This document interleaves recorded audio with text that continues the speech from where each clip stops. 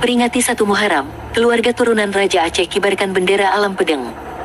Keluarga besar di Raja Kerajaan Aceh Darussalam menggelar upacara pengibaran bendera Alam Pedeng.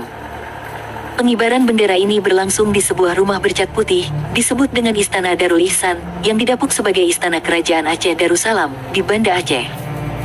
Prosesi upacara dipimpin pengemban amanah di Raja Kerajaan Aceh Darussalam, Tuanku Muhammad Sumadilana Rukayat I Al-Hajj. Usai pengibaran, pemimpin upacara juga membaca amanat tentang Alam Pedeng sebagai simbol penyemangat. Dalam amanat upacaranya, Tuanku Muhammad Sumadilana Rukayat I Al-Hajj menekankan bendera Alam Pedeng adalah bendera pemersatu rakyat Aceh dengan semangat kebersamaan di Nusantara.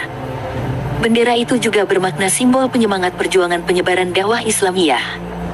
Oleh karenanya dilaksanakan upacara pada saat 1 Muharram, selain untuk berdakwah, juga untuk mengikat tali silaturahmi, agar kita tidak terpecah belah, jelas Tuanku Muhammad ZN I Al-Hajj. Kesekjenan Kerajaan Aceh, M. Sidik Armia alias Datok Siurus Setia mengatakan, pengibaran bendera dilaksanakan juga sekaligus dengan peringatan 1 Muharram 1444 Hijriah. Alam Pedeng ini bendera adat istiadat, bendera pemersatu dan bendera penyemangat masyarakat Aceh. Bendera ini warisan yang sudah ada sejak ratusan tahun silam.